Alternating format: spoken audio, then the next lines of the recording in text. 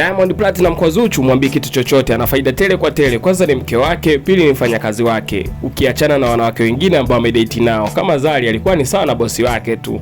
Ukija kwa Tanasha alikuwa ni sawa na mfanyakazi wake, lakini sivyo ilivyo kwa Zuchu. Zuchu amekuwa na faida mara mbili. Huku ni mke wake, pia ni mfanyakazi, anaingiza hela kwenye kampuni. Ukiachana na wanawake wengine, Zari the boss lady alikuwa ni sawa na bosi wake Diamond, kwa sababu Zari alikuwa amempita maokoto parefu sana.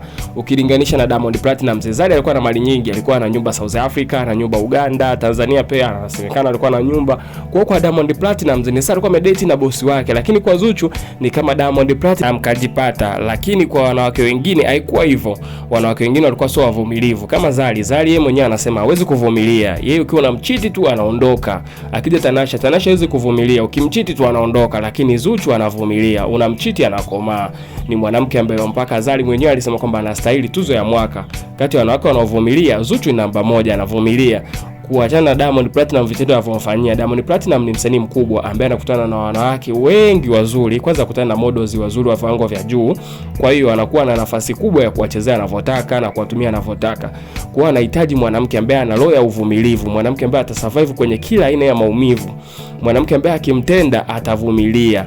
Huyo ndio mwanamke anahitajika kwa msanii kama Diamond Platinum. Ukilinganisha na wasanii wote Afrika na wasanii wengine bara la Ulaya ambao wanakuwa wana date na wanawake, huwa hawawezi kudumu kwenye ndoa na wanawake hata mwaka mmoja, miaka miwili. Wakasurvive sana inakuwa miaka 3, 4, 5, 10 huwezi kuipata. Lakini Zuchu anavyoonekana anaweza kwenda mpaka miaka 20 kutokana na kwamba anavumilia vitendo vya Diamond anavyovifanya na trending za Diamond anazozifanya. Unaweza kukuta Diamond Platinum mkakutana na Gigimano amefanya vitu havieleweki, lakini Zuchu akisikia ama akiona ana survive. Pale WCB kuna matani ya hali ya juu. Kama ukija kukutana na mbea moja anaitwa Juma Lokole, na hizo wengine mtakuwa mnamfahamu.